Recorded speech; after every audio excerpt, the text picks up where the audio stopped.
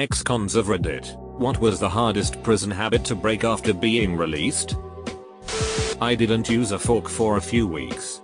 Ate everything with a spoon without thinking. It's not the most interesting thing, but I hadn't noticed it posted here. Taking as long as you want in the shower. For the longest time after I got out, I took less than 5-minute showers. Doing laps. In prison. Every time you get time on the yard, you do laps. Seriously. Almost every single person does it too. When you get out, it's hard to break that habit. Oh yeah. This is accurate. This guy went to prison. Pacing back and forth in your pod to get that little bit of cardio in. I find myself hoarding toilet paper under my bed. Sometimes I do it without thinking and I'll look under there and have 10 rolls of TP. The hardest thing has been to talk without using the words duck, ducking or asshole in every sentence. Become a trucker or construction worker and you should fit right in. Edit, or apparently, a chef cook, software engineer programmer it, mechanic, sailor marine soldier, or nurse EMS. I was only locked up for 4 months in total. All things considered, I got off easy. Hardest habit to break was just doing something without telling someone else. Hard to remember that there's no authority figure once you're out. I spent 72 months in prison for a tragic car accident that I had caused. After I was released, I kept telling my wife exactly what I was doing without her asking. She thought it was funny at first, but after a few weeks of it she was starting to get bothered. A somewhat friend of mine did a few years, and the one habit he couldn't shake was distrusting people. He said that people in prison are never nice. If they're nice, it's because of a hidden motive. Up to this day he still doesn't trust people who act nice, generous, helpful towards him. Not me, but guy who worked for me. When things were very busy, I would often get carry-out lunch for everyone and bring it back to the workplace. This one guy would eat a cheeseburger and french fries in 2 minutes. Wow. Once I asked him why he ate so quickly. He said, well, nobs fogma. I spent 7 years in a federal prison, and if you didn't eat your meal in 10 minutes, you didn't get anything. That 10 minutes often included the time it took standing in line to get your food. Okay then. I never said anything to him about it after that. Hey you. You're a decent human being. You hired an ex-con. Keep up the decency. My ex would sleep a certain way all the time. To me it seemed like he was sleeping as if he was in a coffin, his arms crossed, and wouldn't move the entire night for a couple months. He eventually broke that habit. Edit, a word. I did that too when I was in. Not because I was afraid of getting raped, but because if someone came at me when I was sleeping, it was the best position to be able to defend yourself. I'm a stomach sleeper normally.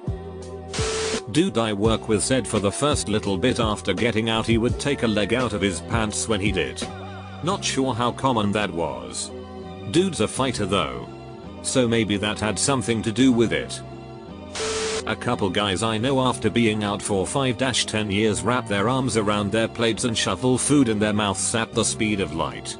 They are also super defensive of their food. When I first got to know them, I jokingly swiped a chip off one of their plates and he flipped his fork up and demanded I give it back. Freaked me out a little. I don't smoke, but every time someone offered me a cig I would pocket it. On the inside that's a bartering chip. Took me about a month or 2 to break. Being paranoid, always looks over my shoulder and never letting anyone stand behind me. Even people passing on the side of me, I'm always turning my head to see what they're doing. Food I could be the last one to eat, first one done, and I still stand when I eat around people. Staring at sharp things. Like there's no desire to use them inappropriately, but you are just kinda shocked they're there and available for use.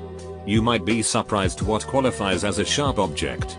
I remember whenever someone tried to hand me a knife for something to cut veggies, I'd be afraid to touch it. Glass was the biggest thing though. Just mirrors in all the bathrooms. Real ones. I could smash that it and have a big jagged weapon. I can't believe this Italian restaurant has such a dangerous thing in their bathroom. Stopping thinking of objects as weapons is hard. Hardest habit? Talking it to dumbass old men who think they're right cause they're old. Easiest habit? I'm never eating top ramen or getting a bowl cut from a Mexican barber again.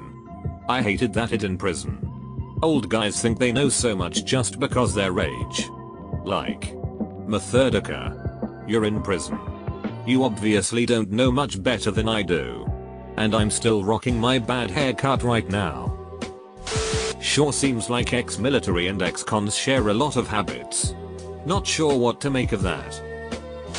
Hoard feminine hygiene products. We were super limited on the number of pads or tampons they gave us. They didn't give any to the women in holding cells. There was dried and fresh menstrual blood on the floor and concrete benches. And a drain in the middle of the rooms like they intended to hose down the room. But if they did, it was not often enough. Never been to prison. But I did a few months in county jail. Something I haven't seen mentioned is trading food. When I got out I asked my girlfriend to trade me her chicken wings for my macaroni. Pure habit. I really cold just went to the kitchen and got more chicken. Not an ex-con but my daughter's father is. He still cannot stand with his back turned to people. He is constantly watching over his shoulder. And he eats piles of food mixed together within minutes. I tried to wake him up from the couch to come to bed and about got punched in the face. He paces around our apartment whenever he's looking at his phone or on a phone call. In a restaurant. He will make sure he has view of majority of the people. In a mall. We will walk near walls and rarely be found in the middle of the food court. But in the end, he does it to protect us. He does it because he knows how rough prison was. He knows that the world is not as peachy as it once was and will do anything to protect the ones he loves.